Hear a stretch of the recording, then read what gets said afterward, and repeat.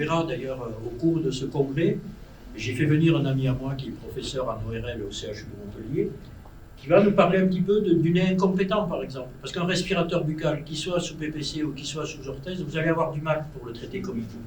Donc il faut avoir aussi une équipe où il y a un ORL par exemple, il vous en parlera. On a monté une consultation au CHU de Montpellier pour le nez incompétent, on l'a appelé comme ça, c'est un peu rigolo, mais c'est bien, ça veut dire ce que ça veut dire. Donc ça c'est...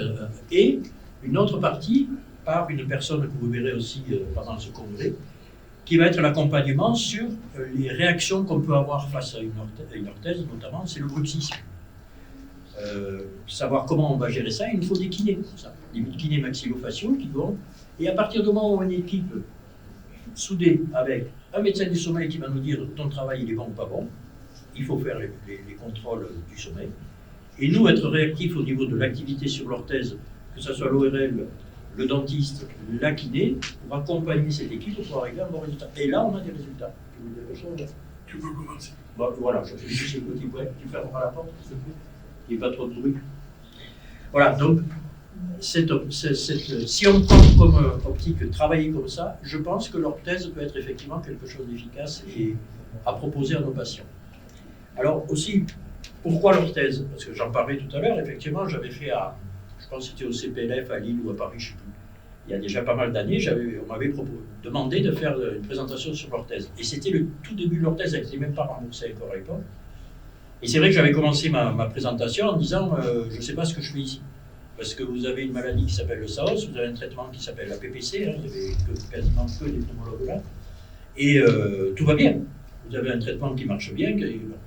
Sauf qu'effectivement, il commence à y avoir une intolérance à la PPC et on commence à savoir qu'il y a l'orthèse. Et puis surtout, votre public change. Enfin, le public, entre guillemets, vos patients changent. C'est-à-dire que l'image de l'obèse de 70 ans en insuffisance respiratoire et qui dort mal, c'était plus ça déjà. Hein. Et justement, je leur ai montré un cas que j'avais traité d'une jeune avocate de 28 ans qui avait perdu un procès parce qu'elle ne s'était pas réveillée le jour où elle devait plaider. Et c'était une top girl. Hein. Elle pouvait faire aussi du vêtement, tellement elle était mignonne. Donc pas du tout grosse direct. Et traitée par une orthèse et tout ça. Et ça s'était bien passé. Donc, patients plus jeunes et les personnes plus âgées, en France en tous les cas, les retraités sont très mobiles. Donc ils vont se balader à droite à gauche. S'il n'y a pas d'électricité, ils sont sur un bateau à voile ou un truc comme ça, ils ne vont pas pouvoir mettre leur PPC. Il va bien falloir avoir un traitement adjuvant, l'orthèse. Les couples recomposés, qui était important aussi à l'époque, parce que, comme je disais en rigolant, le monsieur de 50 ans qui se met avec sa petite copine de 28 ans, il ne va pas dire le soir, bouge pas chérie, je mets le masque, on se revoit demain matin. C'est pas possible. Bon, bref. Donc, sociétalement parlant, l'orthèse avait sa place aussi pour la thérapeutique. Maintenant, il faut aussi que ça soit donc efficace. Là, je vais vous en parler là-dessus. Hein. Il y a eu différentes études qui montrent maintenant, enfin, il n'y a pas de discussion sur l'efficacité de l'orthèse. À partir du moment où elle est bien choisie, où elle est bien gérée, et surtout, je pense aussi qu'il est pris en équipe. C'est-à-dire qu'un respirateur buccal, c'est vrai qu'on va avoir des difficultés. Un bruxomane fou, tout le monde est bruxomane. Alors, je ne sais pas si vous avez des notions sur ce qu'est la bruxomanie. Vous savez à peu près ce que c'est? Voilà. Alors, c'est pas grincer des dents. La définition médicale, c'est activation des muscles masticateurs entre les repas. Là, vous m'écoutez, vos muscles de l'appareil locomoteur ne marchent pas, c'est comme si vous mettiez à pédaler sous les fauteuils pendant que je vous parle. Ça serait une pathologie neurologique, le premier médecin vous dirait, attendez, il va falloir aller voir ce qui se passe. Je vous parle, vous êtes en train de faire ça et vos mâchoires, tout le monde s'en fiche. Non, c'est une dysfonction. Le bruxisme est une pathologie dysfonctionnelle des muscles masticateurs qui sont très puissants, pour le masséter, temporal, ainsi de suite. C'est pas seulement au moment où on dort? Non, non, justement. J'ai vu trop de communications qui disaient que le sommeil va générer du bruxisme. Pour moi, d'ailleurs, ma première spécialité en chirurgie maxillofaciale, c'était ça, c'est la protection de l'articulation temporomandibulaire et des dégâts qui se passaient dans cette zone-là, notamment dû au bruxisme. Non, en fait, le bruxisme, si on peut dire deux mots avant de commencer la conf, si ça vous intéresse, le bruxisme, en fait, c'est normal, c'est une réaction de stress. On a deux façons, où on se fait un ulcère à l'estomac, ou on serre les dents. Il vaut mieux serrer les dents, à la limite, c'est moins dangereux. Mais c'est une réaction physiologique. Et comme je dis, quand des gens me disent oh non, je ne serre pas les dents, c'est pas vrai. Personne n'habite chez les bisounours. Il y a toujours, un moment ou un autre, Et alors, par contrariété, ou par grand bonheur, ou par effort, on va forcer, on serre les dents. Donc, on est soumis, en un moment ou l'autre, à cette activation. Or, on n'est pas tous bruxomanes pathologiques. Donc, la réaction de serrage est normale. Par contre, dès que ça commence à dépasser demi-heure, trois quarts d'heure, ça devient une pathologie. Donc, pourquoi? Et là, il y a eu une très belle étude qui avait été faite aux États-Unis par l'Academy of Oral Facial Pain, mais il y a un moment déjà, en 2011, je crois, puis je n'ai plus jamais retrouvé cette étude, ça m'énerve, bon, bref, où ils avaient pris 6000 cas, une cohorte de 6000 patients, 1000 patients par thérapeutique du bruxisme. Parce qu'en fait, aux États-Unis, il ne faut pas rêver, ça coûte des sous aux mutuelles. L'Américain, il va avoir un beau sourire pour avoir un bon métier, pour avoir tout ce qu'ils veulent. S'ils pètent leurs dents, ils envoient les sous pour trouver une solution. Et donc, il y avait eu cette étude qui avait été faite où ils avaient regardé les gouttières anti-bruxisme, ce qui ne sert à rien, puisqu'en fait, par définition, la gouttière, vous serrez les dents dessus. Donc, ce n'est pas anti-bruxisme, ça protège les dents. Traitement orthodontique, traitement occlusaux, injection de toxine botulique et rééducation linguale. Effectivement, ce qui ressortait le mieux, c'était l'injection de toxine botulique qui donnait un résultat assez rapide lorsqu'on injecte les muscles masticateurs, mais qui n'était pas fiable dans le temps. C'est-à-dire, il y avait des récidives, donc ce n'était pas une bonne solution pérenne. Par contre, la rééducation linguale marchait, parce qu'on s'est aperçu qu'en fait, ces patients avaient une langue basse, avaient une déglutition primaire atypique, autrement dit déglutissaient en tétant, et la langue, en fait, c'est ce qui va nous protéger. Toutes les 4 minutes quand on est vigile, toutes les 7 minutes quand on dort, la langue doit venir se coller au palais. Et à ce moment-là, les 17 muscles linguaux vont développer une force à peu près d'une quarantaine de kilos par millimètre carré. Le masséter, c'est 35. Donc, on ne devrait pas pouvoir serrer les dents au-delà de 4 minutes quand on est vigile, au-delà de 7 minutes quand on dort. Le problème, c'est qu'on a deux déglutitions. De 0 à 6 ans, c'est 6 ans et demi, 7 ans, on a la déglutition primaire. C'est physiologique. Le bébé, il tète. Or, si vous regardez l'activité linguale d'un enfant, c'est ça. La langue fait un aller-retour dans le plan sagittal avec une activation des lèvres. D'ailleurs, on peut regarder, on peut vous demander d'avaler. Quand vous voyez quelqu'un qui avale en faisant ça, c'est une déglutition primaire. S'il avale en faisant, c'est une déglutition adulte. La langue a été collée au palais, elle a fait. Donc, et comme par hasard, dans le syndrome d'apnée du sommeil, on va retrouver une langue basse, puisque c'est ça. L'obstruction pendant le sommeil, c'est la zone rétro-basilinguale qui va obstruer le carrefour aéropharyngé. Donc on a deux pathologies ou deux dysfonctions qui se jouxtent et qui sont dans le même sens, bruxisme et SAOS. C'est pas un hasard. C'est qu'effectivement la langue joue un rôle primordial là-dedans. Et effectivement, le traitement aussi bien de la PPC que de l'orthèse, c'est de dégager le tuyau, c'est de la plomberie. Donc si je tire en avant, ben, hop, l'osioïde étant soudé sur la base de langue, tout le massif basal lingual va avancer, j'ouvre le tuyau. J'envoie la PPC de la pression dans le tuyau, il s'ouvre et le patient respire la nuit. Donc voilà, tout ça c'est la physiopathologie commune. Alors on va après parler plus centré sur l'OM, mais je pense que ça peut être intéressant de discuter un peu de tout ça, parce que juste de vous dire, bon, mais l'OM on fait ça, c'est... Voilà, je pense que c'est pas avec ça que ça va vous apprendre grand-chose. Alors juste avant de commencer, est-ce que déjà, dans ce public, c'est essentiellement des pneumos? Vous faites tous pneumos? Non? Moi, je suis fabricant de polygraphie. D'accord, ouais, c'est intéressant. Et Moi, je fais beaucoup d'orthèse et beaucoup de PVC. Je suis cardiologue. un cardio, ok. Internet, super. J'en ai fait une publication sur les endoscopies sous moyenne vide titrée, qui a été un travail qui a été fait uniquement à Montpellier, où on s'est amusé à mesurer, parce qu'il y a les rhocopathies qui dépendent d'ORL, qui dépendent du voile du palais, qui ne sont pas de la base de langue. Et l'orthèse n'a pas un effet extraordinaire sur les rhocopathies végaires. Bon, bref, ça c'est un aparté pour les ORL. Donc, Non. le mot Centre de formation. Centre de formation. Pardon? Centre de formation. De Approche du coup en France, on est sur la partie PVC sommeil et formation paramédicale. D'accord. Alors, effectivement, sur une formation paramédicale pour les guider et orthophonistes, c'est intéressant. Donc voilà. Et vous pratiquez les pneumos, enfin ceux qui travaillent sur le sommeil, l'orthèse. Vous, on en a discuté. Oui. Ok. PPC, pas d'orthèse. Pourquoi? Encore. Pardon. J'ai pas. D'abord fait la PPC et j'ai quelques temps. D'accord. Mais l'orthèse. D'accord. Ok, bon, ben, on va commencer la présentation. À moins que vous ayez d'autres questions à poser avant de démarrer. Alors, je sais pas.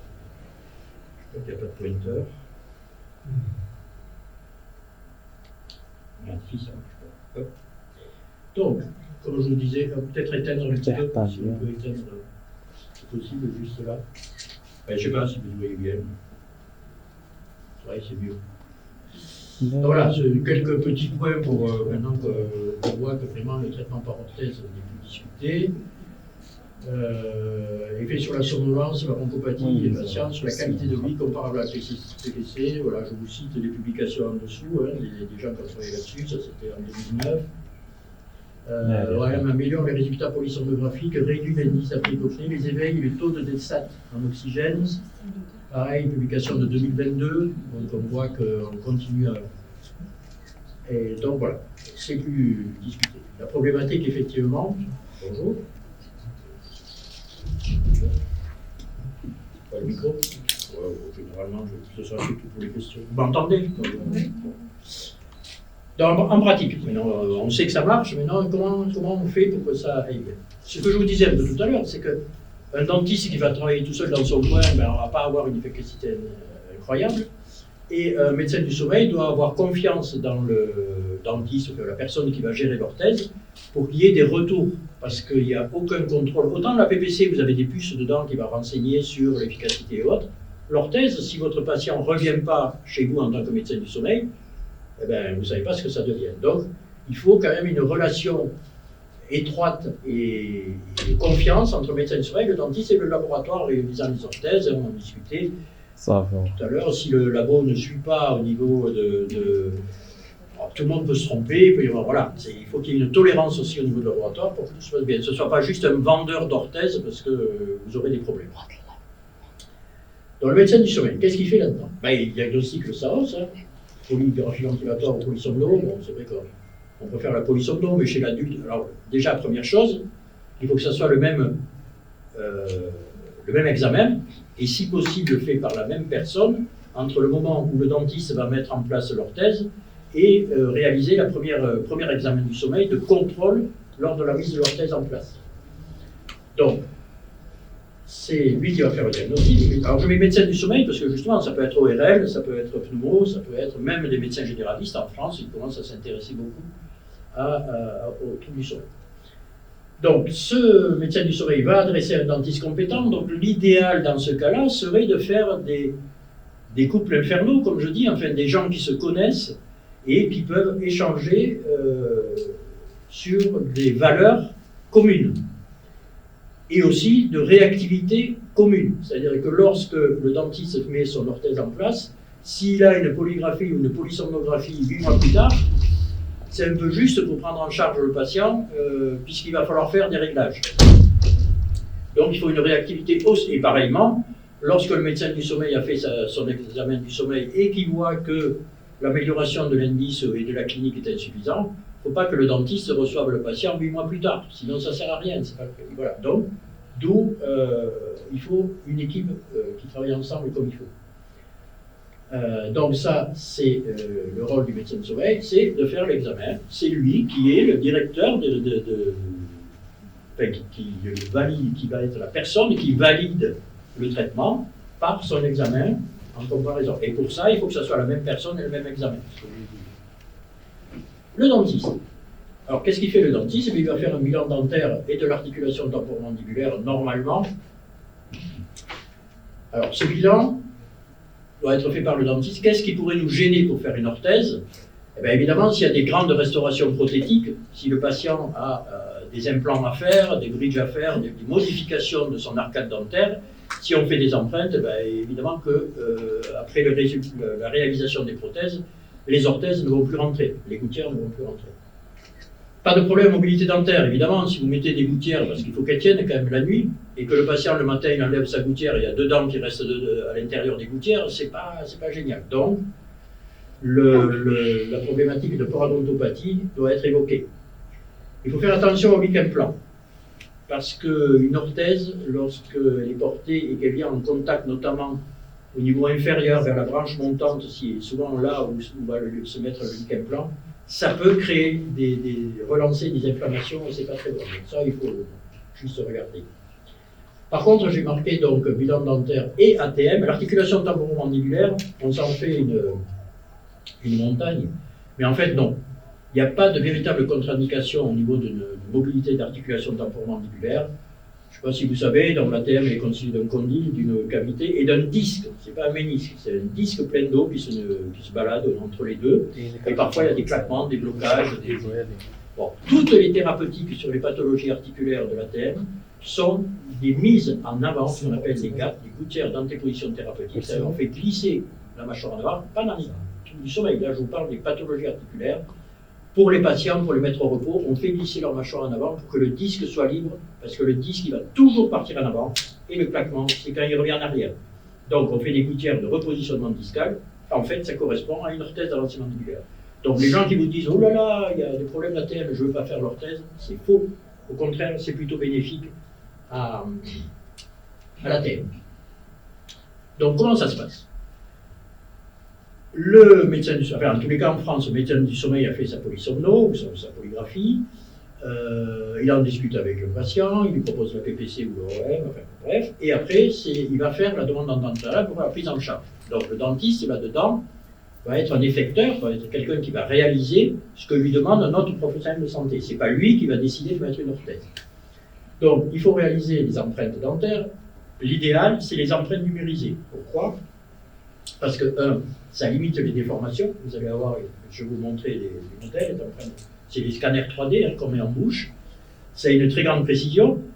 Et puis, c'est un fichier qu'on va envoyer au laboratoire. Donc, il n'y a pas de modification pendant le trajet, il n'y a pas d'éléments aléatoires qui pourraient modifier l'empreinte.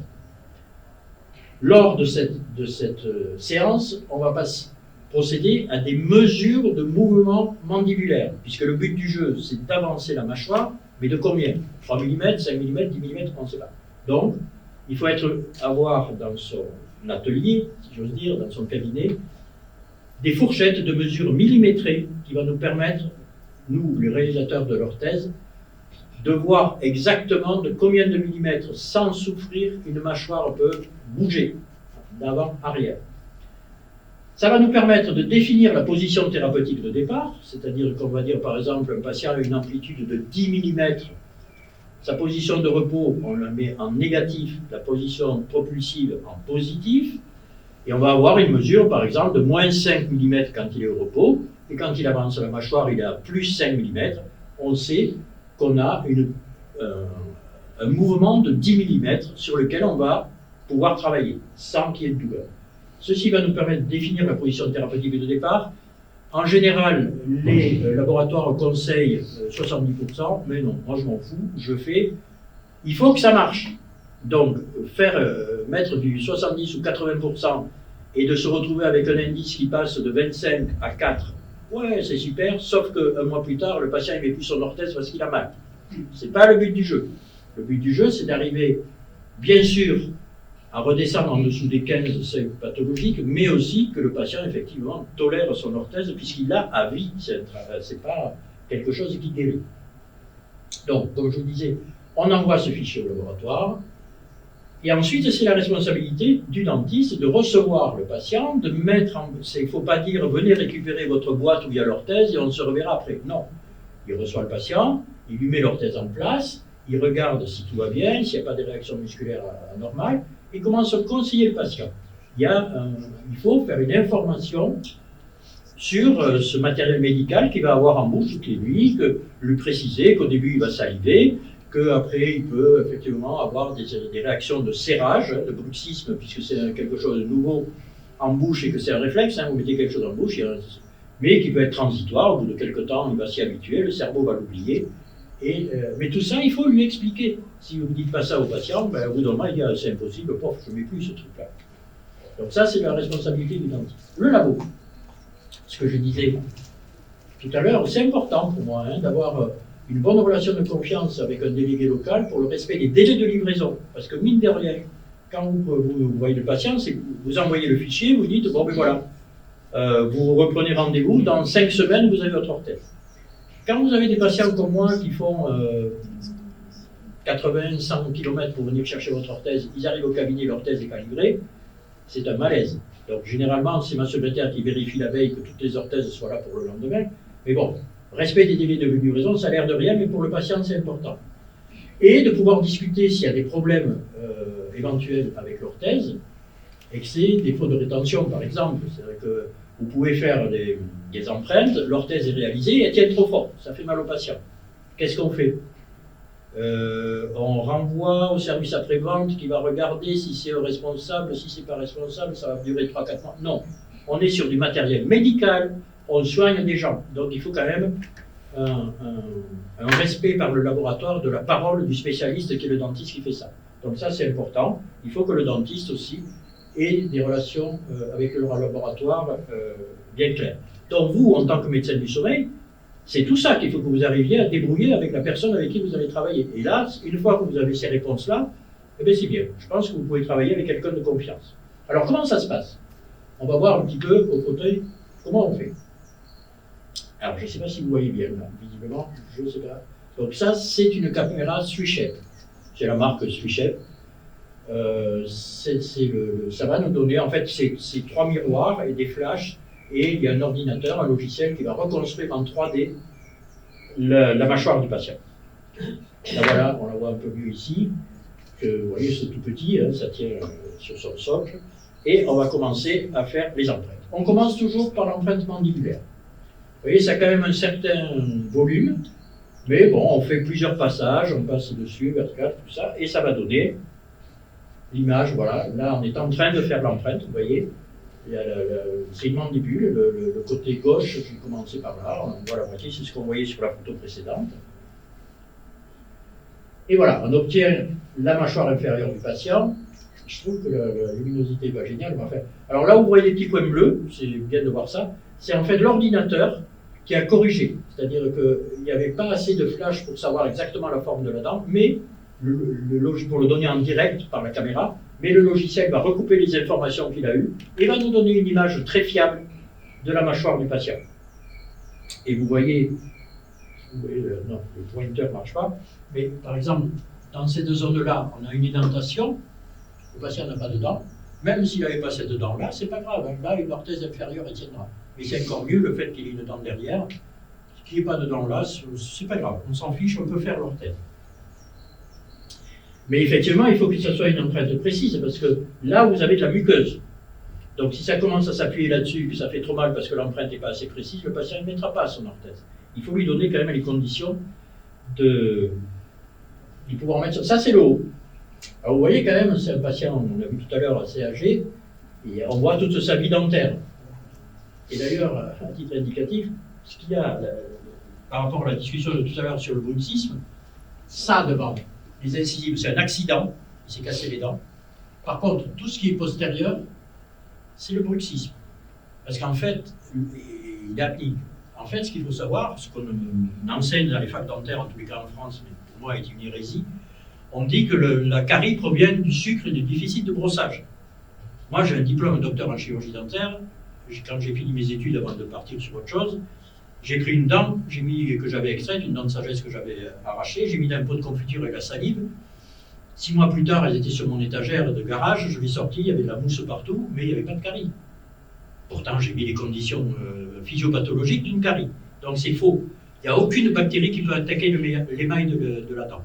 C'est un cristal multicouche, c'est une membrane active. Il y a un potentiel de membrane de part et d'autre de l'émail qui protège contre les bactéries. Les bactéries ne peuvent pas le passer. Pour qu'il y ait cette étape bucco-dentaire, il faut qu'il y ait une effraction de l'émail. Alors il y a deux solutions. Je dis aux patients, soit vous avez mangé des cailloux, plutôt rare, soit vous avez mangé normalement, et c'est pas pendant la mastication que vous avez mis votre étape bucco-dentaire dans cet état, c'est entre les moments où vous avez mangé, et c'est là où on retombe sur le bruxisme. Donc là, déjà, quand on voit un patient comme ça, on sait qu'il va falloir être cool sur les mouvements de sa mâchoire, parce qu'il y aura un temps d'adaptation quand même assez important, parce que c'est un bruxomane. Un bruxomane féroce, pas un bruxomane moyen. Donc voilà, l'empreinte maxillaire est faite.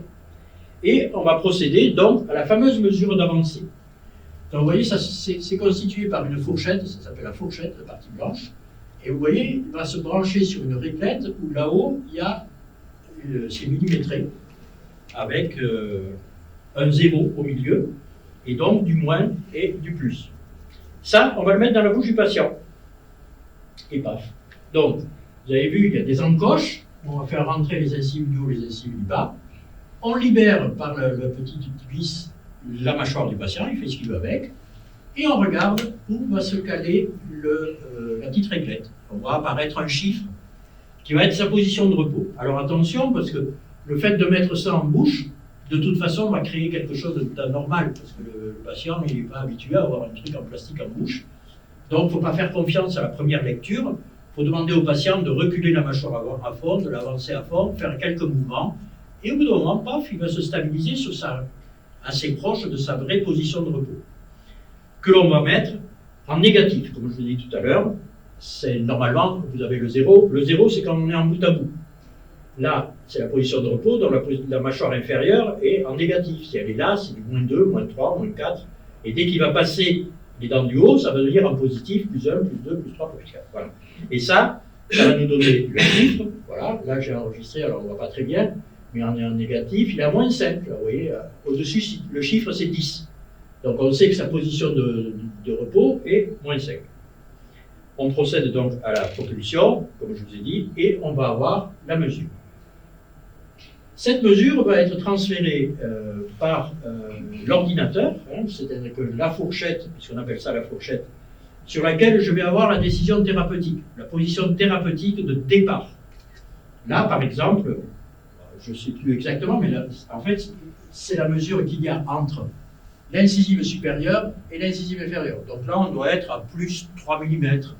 Donc si on est parti de moins 5, on est à 8 mm, et ce monsieur avait, je crois, 11 ou 12 mm de capacité de mouvement. Donc je sais que je vais être dans un espace de tolérance qui est plutôt bon. Le patient va supporter son orthèse.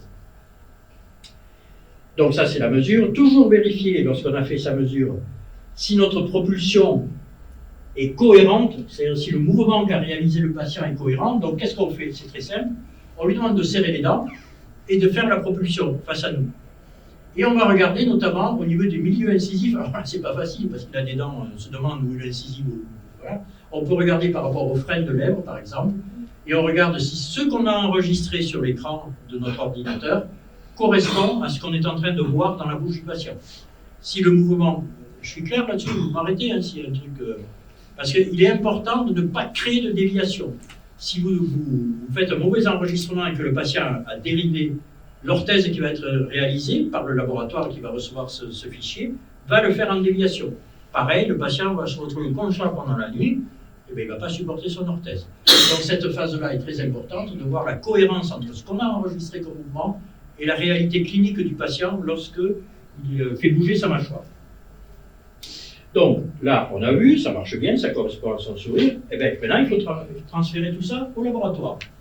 Donc on a une fiche où on va demander la forme de ce qu'on veut. Alors, ce qui répond d'ailleurs à des questions qu'on me pose, oui, mais est-ce que les orthèses ne font pas bouger les dents? Ben non, il suffit d'avoir des orthèses qui englobent les dents. C'est sûr que moi je me méfie un peu de ce qu'on appelle les bandeaux, c'est-à-dire par exemple ici, pour l'inférieur, vous voyez juste cette forme-là ou en haut cette forme-là.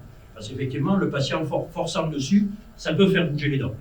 Donc moi, tranquillement, je prends tout ce qui englobe complètement la dent, des gouttières complètes. Comme ça, je suis sûr que ça... Et justement, ça aussi, c'est une question qu'on pose, mais est-ce qu'avec les orthèses, ça ne fait pas modifier l'occlusion dentaire? Autrement dit, faire bouger les dents.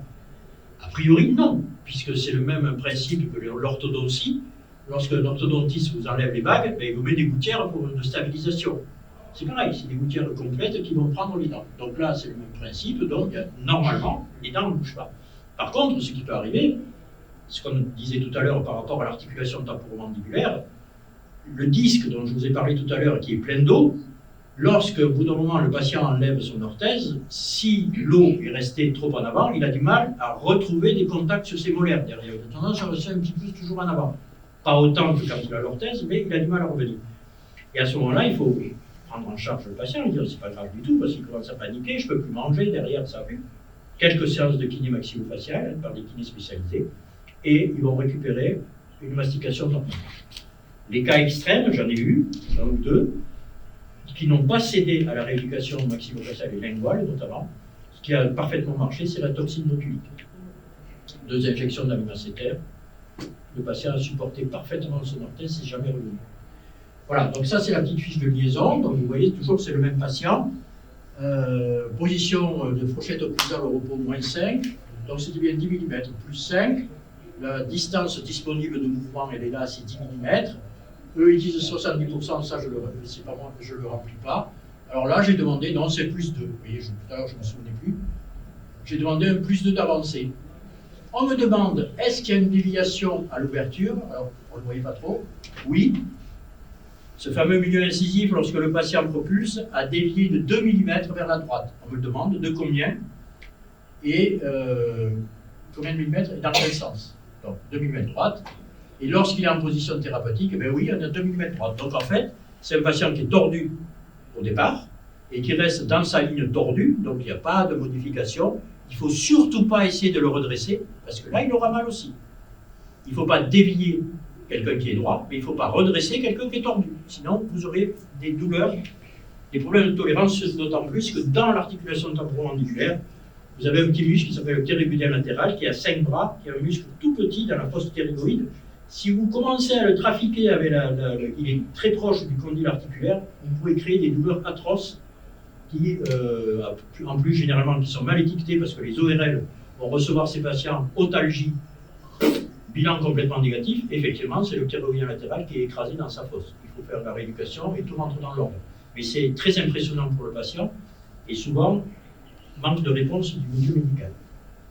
Donc voilà, toute l'analyse est là. Si vous faites un truc comme ça, enfin, pas vous, mais la personne avec qui vous allez travailler sur les orthèses, fait un travail comme ça, je pense que vous allez avoir des bons résultats, et puis 2, il n'y a pas de raison, votre patient en sera content. Voilà, là, on a fait ce qu'il fallait avant, pendant, on reçoit l'orthèse. Comme je disais tout à l'heure, on ne livre pas un colis au patient. Une fois, en rigolant, j'avais la boîte, c'est des boîtes assez importantes. C'était une jeune patiente, elle me fait vous êtes sûr que vous mettez une orthèse, c'est pas une paire de chaussures que vous me livrez là? Donc je n'allais pas lui donner ça. On ouvre, on montre ce qu'il y a à l'intérieur, on met en place, et tout de suite, une petite palpation. Ça ne mange pas de pain, hein. Un médecin, on a le droit aussi, il n'y a pas que les kinés qui touchent le muscle. On regarde si ça va bien, si les ATM réagissent comme il faut, si elles sont dans leur axe, ou pas dans l'axe en fonction de la fiche qu'on a fait. On regarde les muscles, bien évidemment, on demande au patient ça va, vous avez pas mal. Parfois, si ça appuie un peu sur la gencive, comme je vous disais tout à l'heure, le patient qu'on a vu, où il y a une zone édentée, il peut y avoir un excès de pression de la résine sur la zone, ça peut faire mal. Tout ça, il faut le définir au départ, parce qu'après, c'est trop tard. Une fois que le patient a mal quelque part avec une orthèse, il ne la mettra plus. Donc, si on veut que ça marche, ça aussi, c'est une cause d'échec, mais c'est de la faute du dentiste, ça. Il faut voir qu'il n'y ait pas de douleur, et puis, conseil d'entretien. Alors là, après, effectivement, il y a certains laboratoires qui vous diront non, il faut l'entretenir comme ci, comme ça. Moi, ça m'embête un peu. Je pense que le meilleur des laboratoires, c'est celui qui vous dit brosse à dents dentifrice. Parce que c'est pareil, si vous commencez à dire au patient, là, si pour l'entretenir, il faut que vous achetiez des pastilles, même si c'est 1 euro par semaine ou quoi que ce soit, peu importe, il ne va pas le faire.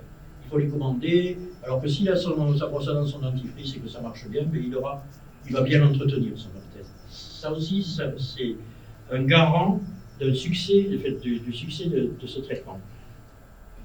Donc voilà, nous on a plus ou moins terminé le boulot, on a mis l'orthèse en place, elle est tolérée, maintenant il faut connaître son efficacité. Donc on demande au patient de contacter son médecin du sommeil pour réaliser ce fameux contrôle. Donc polysomno, et comme je vous ai dit tout à l'heure, en tous les cas ça doit être le même examen, parce que nous en France, notamment côté, dans le sud, on a des labos qui s'appellent le Somnolab qui s'ouvrent un peu partout, qui font des analyses. Si vous avez délégué ça à une révision d'orthèse à un dentiste, c'est à vous de contrôler son orthèse. Hein. C'est pas de laisser partir le patient dans la nature. Parce que c'est vous qui lisez la PV, la polyographie ou la polysomno, et c'est vous qui connaissez votre patient. Donc la part du dentiste va vous le ramener. Et puis vous, si vous ne voyez pas votre patient revenir, le secrétariat l'appelle, en fait, vous en êtes où de votre traitement? Ah oui, on a mis l'orthèse et tout. Bon, mais il faut venir. Bon. Moi, c'est pas la peine que les patients rappellent. Mon secrétariat, tout de suite, dit maintenant, vous allez voir votre médecin du sommeil pour l'examen du sommeil, et vous nous donnez la date, parce que ça aussi, le problème, c'est les patients, il ne faut pas qu'on les voit un traitement, c'est pas mis en place sur 12 mois. Et si on veut faire quelque chose d'efficace, il faut être réactif. Et ça, c'est un détail. Mais ce que je dis à chaque fois, ma secrétaire dit aux patients, faites votre polition de dos. Dès que vous avez la date de la polition de dos, vous nous prévenez et elle va demander les résultats. Ce qui fait que le patient, quand il arrive dans mon cabinet, j'ai le résultat de l'examen du sommeil, je sais comment il a fait et je vais faire son premier réglage. Et ça peut être fait si le médecin du sommeil, vous, êtes réactif. On peut avoir un traitement d'orthèse 2 mois après. Voilà, il y a aussi une notion que je ne comprends pas. Souvent on dit non, mais il faut qu'il porte au moins 2-3 mois son orthèse. Alors, non, l'orthèse telle que moi je la réalise et telle que les dentistes doivent la réaliser, il y a le résultat, on l'attend le soir même. C'est la loi du tout ou rien. C'est mécanique. Je tire sur la base de l'angle, sur l'ossoïde, j'ai ouvert le tuyau, je dois avoir un effet sur les haches, et évidemment sur la clinique aussi, qui va faire partie des titrations, parce qu'on va s'amuser à faire des politions ou des PV chaque mois, ou tous les 2 mois. On fait aussi des titrations. Donc, je revois les patients au bout de 2 mois, et on analyse nicturie, bronchopathie, somnolence le matin au réveil. Vous connaissez tous ces interrogatoires. Je mets des petits plus, des petits moins. Si vraiment j'ai un doute, je vous dis un truc qui n'est pas logique là, par rapport à ce qu'on a fait au départ, je redemande un examen du sommeil, mais c'est exceptionnel au confrère qui fait les examens du sommeil. Et après, on en fait une par an, obligatoire par la Sécu, pour voir l'évolution à long terme du patient sur son orthèse.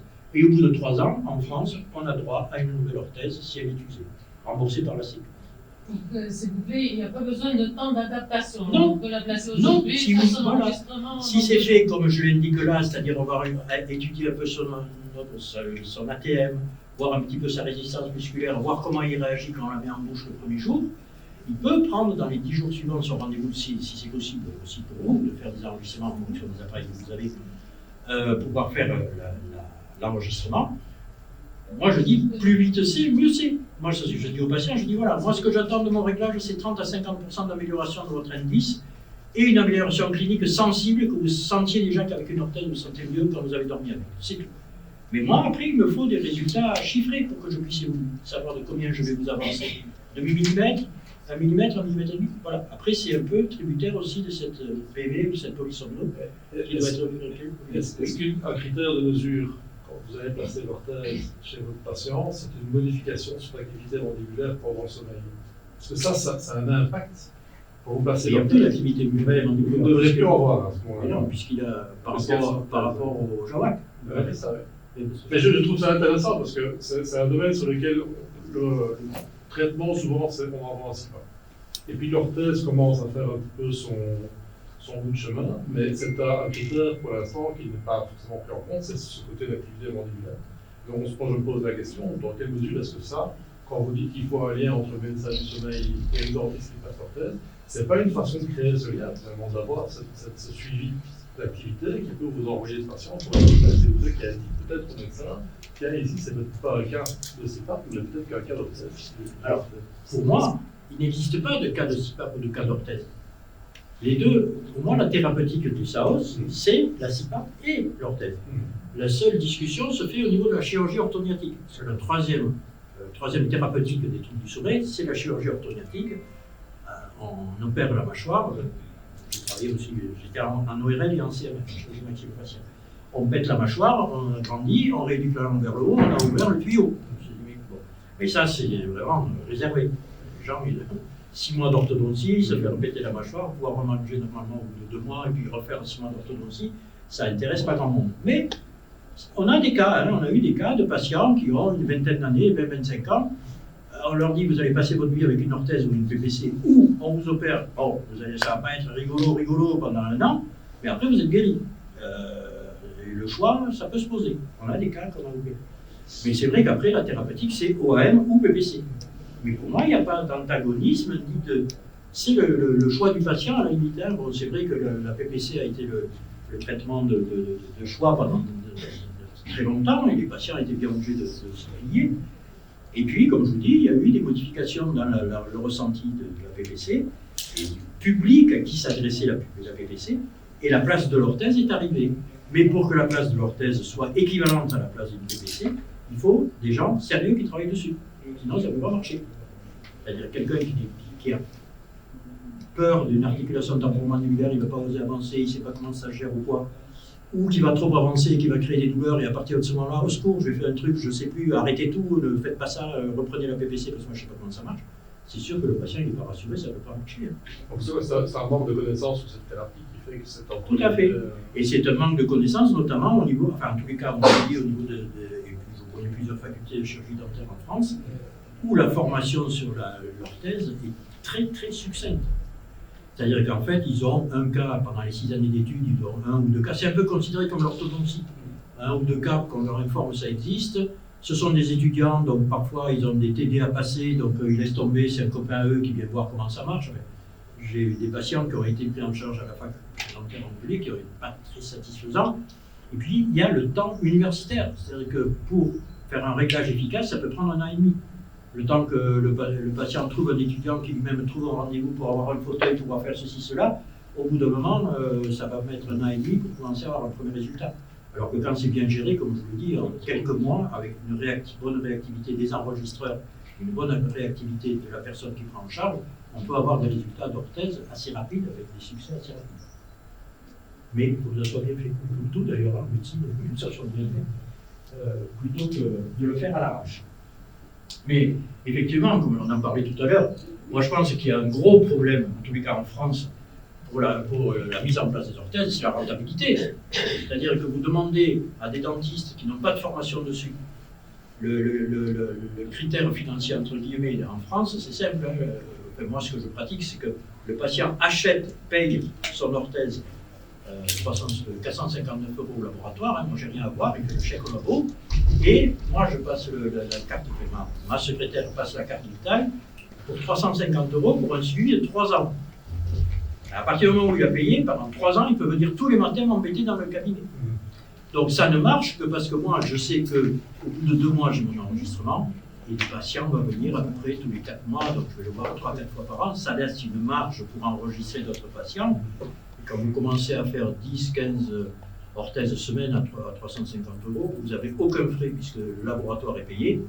Vous payez votre secrétaire, c'est rentable. Mais il faut être efficace aussi.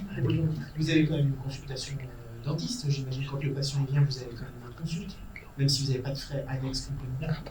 Une fois que c'est un forfait, c'est-à-dire qu'il y a une consulte le premier jour, quand vous dites feu vert, on peut la faire. Mais une fois qu'elle est rentrée dans le cadre de la mise en place d'une orthèse, tout est dans le forfait.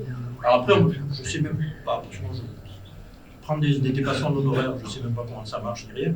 Mais je pense 25 ans d'attaché hospitalier, je dois avoir le droit, puisque je travaille au dépassement, mais j'en sais rien. On fait le tarif, peut-être que le labo est. J'imagine que dans le suivi du coup de votre patient, forcément, vous allez le prendre en charge, donc il y a même plus de chances qu'il vienne vous voir, vous, du fait qu'il ait son orthèse.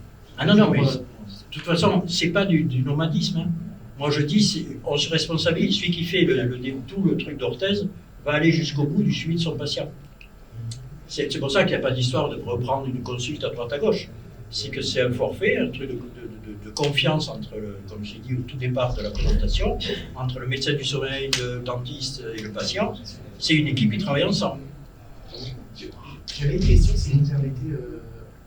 En France, alors déjà merci pour la présentation, ça permet un peu de rebaliser les choses. En France, c'est bien balisé, on connaît les acteurs, on connaît le montant, on sait qu'il y a une prise en charge. Si on se place sur la partie Maroc, il me semble qu'il n'y a pas de prise en charge encore du bout de l'orthèse. Alors je ne sais pas, il y avait, oui, m'a dit que non, il n'y a rien du tout. Je sais pas. Ah oui, les assurances privées, oui. Donc, mais pour le moment, on n'a pas la caisse en fait du sécu de ligne de remboursement spécifique. Et il y a le sujet également du vélo qui a été mis en place par le dentiste auprès du patient.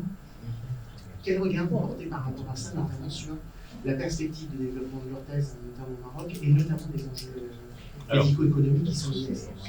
Très très bonne question. Je vais vous donner mon truc, je crois que c'était la dernière. Non, ce n'était pas tout à fait la dernière. Qu'est-ce que j'avais mis? Voilà, oui, les fameuses intolérances, ORL, respirateur buccal, kiné maxillofacial, on en a parlé. Donc je voulais terminer là-dessus, que les échecs aussi peuvent être dus à ça. Alors, c'est une très bonne question. Mais moi, alors, je ne sais pas s'il y en a dans la salle ou si là. Pour moi, le problème au Maroc, du SAOS en général, c'est le fossé qui s'est créé entre le patient et le médecin du sommeil par l'intermédiaire des prestataires. Pour moi, c'est un problème. Il faut que vous, en tant que médecin du sommeil, vous repreniez les choses en main.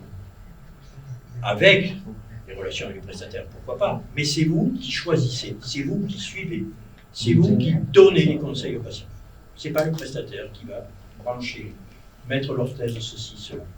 C'est à vous de reprendre les choses en main. Et à partir de là, c'est ce sur quoi j'ai insisté au départ, de créer des filières de prise en charge. Il faut que vous ayez un dentiste à qui vous avez confiance. Il faut qu'il y ait un ORL dans le coin qui peut vous donner un coup de main assez rapide sur des respirateurs buccaux. Former des kinés ou des orthophonistes, ce qu'on a essayé de faire du côté de Casa par des formations qu'on donne aussi lors de formation sur les prises en charge du bruxisme et des intolérances. Tout ça, c'est un travail d'équipe.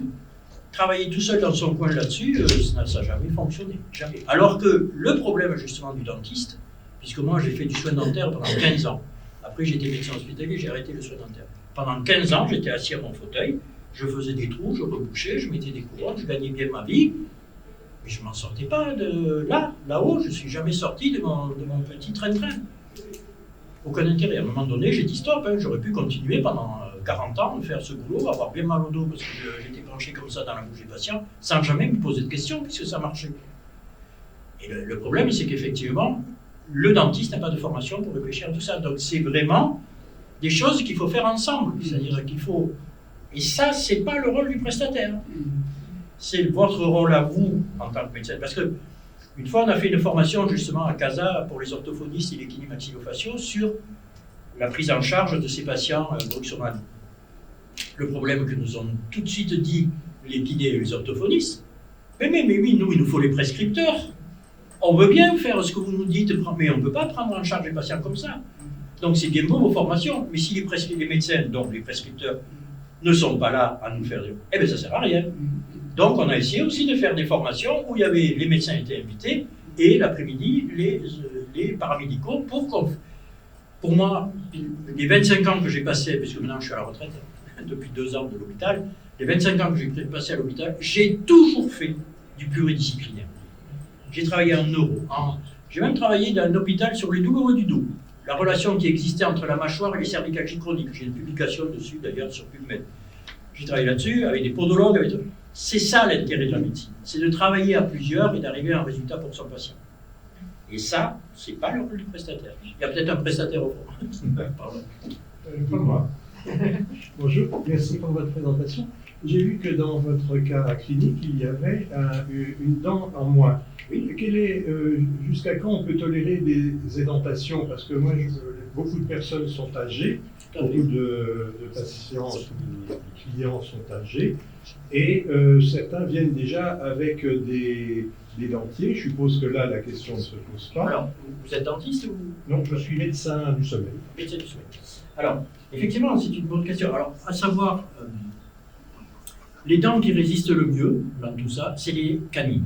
Quand vous regardez sur en anatomie, sur le maxillaire, il y a la bosse canine sur le maxillaire, la racine à canine monte jusque-là. A priori, 2 bonnes canines, ça peut tenir. En bas, c'est plus délicat parce que c'est des dents qui vont devenir mobiles. Donc, normalement, il faut mieux avoir un bloc incisivo-canin complet, incisivo-canin, donc 6 en haut, 6 en bas, et au moins une dent de bordure derrière. Vous avez ça, ça devrait bien se passer. En dehors de ça, ça peut se jouer, mais là, il faut vraiment qu'on ait un parodonte bien solide, des dents bien implantées. Et le problème, c'est que si ces patients sont arrivés dans cet état, c'est que ce sont des bruxomanes fous qui ont déjà pété leurs dents avant. Parce qu'il y a 2 solutions. Soit vous avez un émail extrêmement solide, il n'y a pas de carie, mais comme je dis souvent, le parodonte, c'est la terre dans laquelle vit l'arbre, les racines d'un arbre. Et quand il y a trop de vent ou que la terre s'en va, ben votre arbre il tombe. Et ben, la dent, c'est pareil. Le parodonte s'en va et vous avez une perte dentaire à cause de cet effort du bruxisme. C'est toujours le bruxisme qui va créer ces pathologies. Or, on n'en parle jamais pendant les études dentaires. On vous dit c'est les bactéries, c'est les ceci. Alors, il y a des tribus. Maintenant, on fait même des dosages, des IgE ou des anticorps spécifiques dans le sulcus des dents. Mais c'est n'importe quoi. Il faut déjà traiter le bruxisme, on verra qu'il y a beaucoup moins de maladies parodontales. Et donc, voilà. Alors, par contre, pour terminer sur votre remarque, ce qui serait intéressant pour les dentistes, et j'ai fait faire ça pour certains patients, moi, en relation avec des dentistes implantaux, c'est de mettre 2 implants. Je ne sais pas si vous savez, mais les premiers implants dentaires de Bredmark, c'était un Suédois qui a créé ces techniques, n'a jamais été fait pour mettre des bridges et des couronnes dessus. Les implants de Bredmark, c'était pour faire tenir les prothèses mobiles, les dentiers, chez des patients chez qui ça ne tenait pas.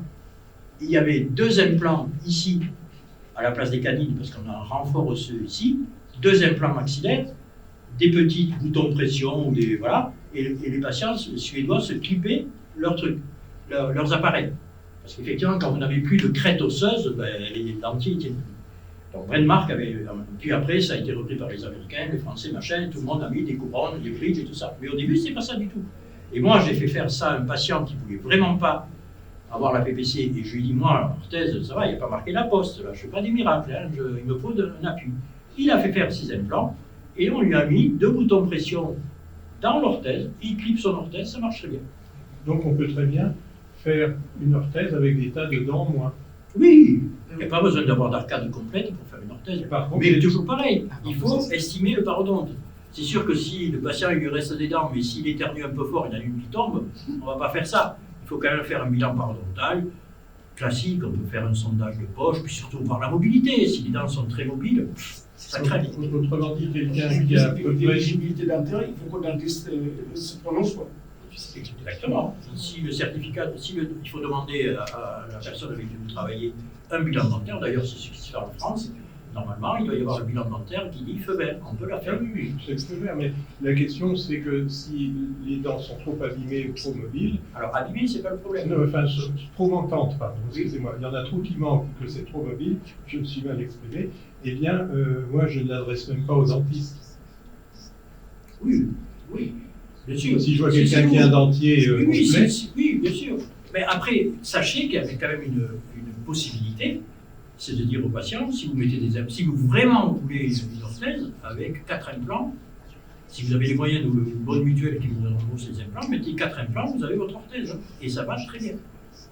Oui, c'est le bas bleu. Oui, non, mais je sais bien. J'ai une autre question. Oui. Ce que vous avez projeté, c'est magnifique, c'est très bien, mais c'est le gold standard, n'est-ce pas? Je ne sais pas ce que c'est le standard. Ce que je veux dire par là, c'est qu'il y a, notamment en France, puisque c'est mon expérience, je ne sais pas au Maroc, mais il y a des matériaux, des firmes qui proposent des gouttières, des OM, avec où on thermoforme soi-même. On a des petites biellettes pour avancer. Oui, les oniris, je connais ça. Voilà. Et qu'est-ce que vous en pensez? Parce que c'est quand même bien loin du système clé en main que vous avez proposé. On n'est pas sur la même chose. C'est-à-dire que l'oniris peut être un premier pas pour voir ce que ça peut donner une orthèse. Mais vous voyez, c'est la différence entre une Ferrari et une 2 chevaux. Vous aurez le permis, vous allez pouvoir aller faire un Montpellier-Paris en 2 chevaux ou un Montpellier-Paris dans une très bonne voiture confortable. J'ai rien contre les 2 chevaux, hein. Quand j'étais jeune, je me souviens. Mais voilà, vous n'êtes pas sur le même type. Bon, première chose. Deuxième chose, c'est 60 €, je crois. Oui, il y a 60, il y a un petit modèle et un modèle de luxe qui est, avec une grande et une petite couronne qui est à 100 ou 120 €, je crois. Okay. Il faut savoir quand même qu'à partir du moment où le médecin du sommeil fait une demande d'entente préalable, c'est pris en charge par la Sécu. En tous les cas, moi, mes patients, en plus maintenant les laboratoires font le tiers payant.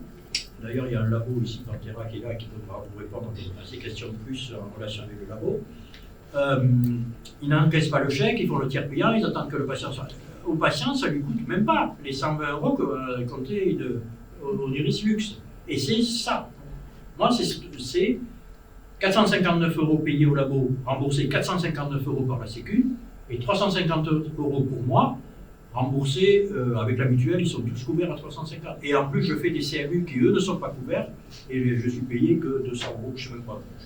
Enfin, si on respecte ça, ça revient moins cher qu'une Oniris, donc je ne vois pas l'intérêt. Non, mais je sais bien, mais moi je travaille avec un dentiste, comme vous le demandez, attitré, qui fait très bien, qui a le même système de forfait que vous, ça marche très bien. Mais il y a des fois des patients qui me disent, moi je vais essayer l'orthèse à mes frais parce que ça coûte 100 €. Voilà, eh bien, oui, mais il faut leur dire ce que j'ai dit. C'est comme si vous vouliez faire un Montpellier-Paris avec une 2 chevaux, ou Montpellier-Paris d'un Pullman.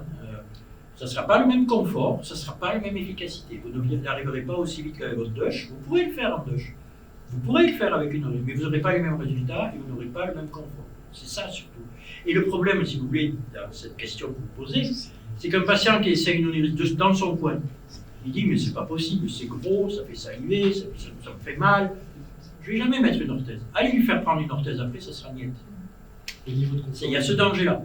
Donc je ne vois pas trop l'intérêt de l'oniris, franchement.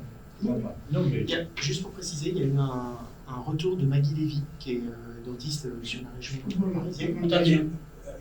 Attendez, je vais vous donner un micro parce que je ne vous entends pas trop. Il est là.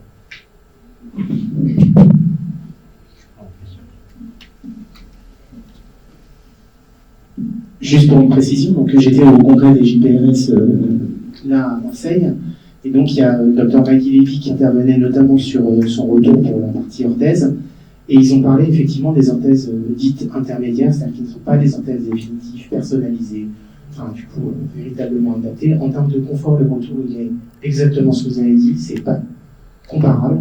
Il y a eu une notion justement de l'oniris par rapport à la Blue Pro, pour lequel Maggie Lévy elle a vraiment pris une position en disant ça reste une meilleure orthèse, notamment peut-être de première phase, où vraiment le patient voudrait tester pour vérifier si finalement l'orthèse va être un bon dispositif, notamment en matière d'efficacité. Donc c'est plus en termes d'évaluation d'efficacité thérapeutique plutôt que d'évaluation si l'orthèse ça va du coup lui convenir. C'est est-ce que ça va être efficace ou pas, et à la limite on pourrait le prédire avec de l'endoscopie sous-sommeil induit, pour ceux qui sont capables de le faire, mais clairement elle va vers la mise en œuvre d'une orthèse définitive, personnalisée, capable de pouvoir être ajustée spécifiquement du coup pour le patient et en fonction du profil. Sinon, c'est des échecs. Et elle le disait du coup pour l'oniris, quand ils le mettent et quand ils le gèrent par eux-mêmes, ils finissent par se faire mal. Parce qu'ils ont tendance à utiliser les mauvaises biellettes, le cadre de la notion de compétence de soins, notamment dans le cadre d'éducation thérapeutique qui devrait être mise en œuvre, elle n'est pas celui du profil qu'on a avec une orthèse pour lequel on va effectivement investir tout simplement le forfait de base. Voilà, donc juste pour ce retour, entre guillemets, vraiment, ça corrobore avec ce que vous venez de dire, mais de plus en plus les équipes reviennent sur ces petits outils-là qui sont accessibles sur Amazon ou en pharmacie. C'est peut-être pas forcément le meilleur outil. Donc voilà, moi je voulais juste vous remonter ça. Non seulement c'est pas le meilleur outil, mais ça peut être une cause aussi d'abandon, carrément de l'orthèse. Donc ça va à l'encontre de ce type de traitement. Après, pour répondre à votre deuxième remarque sur les orthèses un peu mieux finies que l'oniris, le problème étant, si toute l'équipe qui travaille est confiante dans ce qu'on fait, pourquoi? Alors, par contre, nous, ce qu'on fait, l'orthèse avancée mandibulaire dans la chirurgie orthognathique, c'est effectivement quelqu'un qui réagit bien à l'OM, réagira bien à la chirurgie orthognathique, a plus de chances d'avoir une bonne chirurgie qui va marcher. Ça, oui, il y a une corrélation. Mais après, pourquoi faire un test au patient, lui dire « ouais, on ne sait pas si vous supportez… » Allons-y. Elle avait un cas qu'elle a évoqué, c'est pour la femme enceinte. C'est pour les femmes enceintes, où elle parlait en fait de l'utilisation de la blue. Et pourquoi? Il y a une Parce spécificité. que c'est une histoire en fait de délai sur des délais relativement courts. En fait, D'accord. Ah oui, pour avoir une efficacité rapide sur le… Non, mais moi, c'est ce que je disais. Et puis après, Oui, j'entends bien. Mais moi, ce que je disais, c'est que l'équipe doit être réactive déjà au départ pour tout le monde. Si vous commencez à mettre une orthèse et qu'il faut 1 an et demi pour avoir un résultat, c'est même pas la peine, on laisse tomber. Ça ne marchera jamais. D'où l'importance de nous tous d'avoir une bonne équipe. Monsieur. Dans notre expérience, il y a des équipes de blessés, mais également des équipes d'orthèse. Bien sûr. Alors, quand est-ce qu'on va parler d'échec d'orthèse? Qu'est-ce que sont les préalables? Qu'est-ce qu'on doit faire? Alors, pour moi, l'échec, donc, c'est un problème d'intolérance. Ouais. Vous en parlez sur le… Oui. Le problème de l'échec… Avant qu'on parle d'échec d'orthèse, quels sont les préalables? Voilà. Alors, comme je dis, les problèmes d'un échec, c'est un problème de tolérance. Mais que ce soit pour la PPC ou que ce soit pour l'orthèse, c'est pareil. Et comme je vous dis, et que ça fait marrer à chaque fois que je dis quand je fais les conférences, qu'en médecine, il n'y a pas de hasard, il n'y a que des incompétences, qu'ont entendu mes internes pendant 25 ans, c'est qu'on ne va pas chercher les choses à fond. Donc déjà, il faut savoir pourquoi ce patient ne supporte pas. Alors je dis ça, par exemple, le respirateur buccal, effectivement, va être un sujet où le bruxisme fou va être un sujet aussi plus difficile à traiter avec l'orthèse. Mais le respirateur buccal va être aussi plus difficile à traiter avec la PPC. Moi, j'ai vu un jour un patient venir, il me dit j'ai arrêté la PPC, je dis pourquoi? Et quand je mettais, je gonflais. En fait, il faisait l'aérophagie parce que la pression étant tellement forte et qu'il avait une langue tellement basse. Bon, un échec à la PPC par aérophagie, c'est quand même dingue. On se dit il faut quand même régler le problème avant. Après, il mettra sa PPC comme il veut. Donc, il faut chercher. Par exemple, il peut y avoir, alors c'était une autre conférence que j'avais fait, le frein court. Le frein de langue trop court. Oui, ok. Vous pouvez faire tout ce que vous voulez, la langue, l'orthèse va être beaucoup moins efficace, et puis il va falloir envoyer les bûches, parce que la base de langue étant toujours dans l'oropharynx, la PPC va être obligée d'avoir des pressions assez élevées, et peut-être en bout de moment faire des fuites ou une tolérance moins grande pour le patient. Donc je pense que le problème de l'intolérance, c'est un problème de recherche avec son patient, des problèmes physiopathologiques qui peuvent nous entraîner vers là. Et pour moi, je suis bête, hein, parce que je suis ras du sol, que j'ai pu travailler avec beaucoup de gens, c'est que je me dis, qu'est-ce que je veux? Je veux que de l'air passe des voies aériennes supérieures jusqu'au poumon. Qu'est-ce qui m'embête? Monsieur a parlé des endoscopies sommeil-nuit. On a un travail avec Valentin, le professeur Valentin Favier, qui va venir ici nous parler demain des nez incompétents. J'ai travaillé avec Valentin. On a fait des endoscopies sous sommeil-nuit. Titré, c'est la seule équipe, on a une publication internationale là-dessus, où j'ai tout simplement amené mes fourchettes là, de mesure pour savoir au bout de quand l'oxygène vidéo revenait normal, le ronflement disparaissait, si tant est que ça venait de la base de langue et non pas du vélaire, et parce que ça a toujours existé. Le SSI avec les, j'ai fait aussi une conférence là-dessus sur si c'est circulaire, les différents étages, VO, TE, circulaire, antéro-postérieur, ça a toujours été fait en ORL, depuis toujours et par toutes les équipes, sauf que nous, on a eu l'idée, enfin moi, puisque c'est moi qui ai amené ça, de mesurer à quel moment, pour l'application sur les orthèses, on a une ouverture de respiration normale, en millimètre près, pour pouvoir le faire. Après, ça c'est très intéressant à mettre en place aussi. Mais bon, il faut avoir un bloc opératoire, sous propofol. Bon, c'est ambulatoire, hein, ça dure 20 minutes, les grands max, le temps qu'il rentre, le patient endort, on passe la caméra, il ressort, on fait les manœuvres d'avancée, millimétré. Ça a toujours existé. Moi, les premières que j'avais fait en ORL, c'est un interne qui est en tête du patient et qui tire sur la mâchoire. Voilà. Vous avez réussi à phénotyper du coup des patients? Qu'est-ce que vous appelez phénotyper? Phénotyper, c'est-à-dire que vous dites en fonction du profil, du type de ronflement. Non, c'est pas ce qu'on recherchait. Ce qu'on recherchait, c'était comment trouver l'efficacité, puisque le problème de base, c'est j'ai un obstacle, je l'enlève lorsque. Et première chose, c'est au bout de combien de temps j'enlève l'obstacle? Est-ce que c'est cohérent avec un patient qui doit avaler toute la nuit avec un 8 mm de propulsion? Ça sera non. On ne va pas passer par là. Est-ce que le traitement a un effet sur sa demande? Bronchopathie sévère, sévélaire. Ça ne sert à rien, l'orthèse ne va pas marcher. Et ça, on le voit en faisant les avancées. On fait la rhinoscopie et on voit bien si ça marche ou pas. Donc ça nous permettait d'avoir une réponse oui-non directe. Le patient sortait de là, on savait ce qu'on devait lui faire. Sur l'équipe de loi, médecins ORL, dentistes, kinés, ils ont mené des essais d'endoscopie sous sommeil induit par hypnose. Oui, parce que tout le problème, effectivement, étant de savoir si le sommeil sous propofol est... Alors, toutes les équipes qui ont travaillé là-dessus, toutes les publications disent qu'effectivement, même sous... Parce qu'il y a eu des études sous propofol avec électroencéphalogramme pour voir les différents stades de sommeil. Eh bien, toutes les études ont montré que c'est pareil, c'est un sommeil physio. Après, il y a eu effectivement cette étude avec l'hypno, mais déjà les premières études qui avaient été faites sous électroencéphalo montraient des stades du sommeil cohérents par rapport à un sommeil normal. Bon, après, c'est une difficulté d'accès effectivement à l'anesthésie, à pouvoir mettre du coup en place. Ah oui, non, mais nous on était à l'hôpital. À Montpellier, la spécificité du CHU de Montpellier, c'est d'avoir des hôpitaux spécifiques. C'est-à-dire, moi je travaillais à Guicholiac, qui est un hôpital tête et cou. On avait les neuro 5e, neurochir, chirurgie maxillofaciale, ORL, ophtalmo. Et les blocs étaient réservés à ces 5 spécialités. Alors effectivement, ça prend 20 minutes, mais il faut stériliser le bloc. Enfin voilà, on se glissait pour faire notre étude. On a fait une étude donc, qui a été prise par le Congrès international d'ORL. Et c'est un peu grâce à ça que Valentin Favier est devenu professeur. Ça a été une de ces études internationales qui a permis d'être prof. On se faufilait entre un accident de la route avec trauma crânien et une amydalectomie chez un gamin. Et alors c'était soit à 8h le matin, à 2h moins le quart l'après-midi. Mais on a réussi à faire, je ne sais combien de cas, mais c'était voilà. Oui. Vous avez évoqué les problèmes d'ATM, Oui. Notamment avec le muscle Pterygudal latéral, ouais. Pterygudalien. Est-ce que c'est fréquent, une fois que vous avez fait votre process, est-ce que c'est fréquent que vous ayez des douleurs d'ATM, etc. Fréquent. Ben, c'est toujours pareil, ça fait partie. Ça fait partie de la pathologie réactionnelle au bruxisme. Hein. C'est des activités musculaires anormales qui vont créer une pression sur les dents. Ça peut être des myalgies, une douleur à la palpation. Le matin, le patient se réveille, il fait ça, il a mal dans la joue. C'est son masséter qui a travaillé toute la nuit.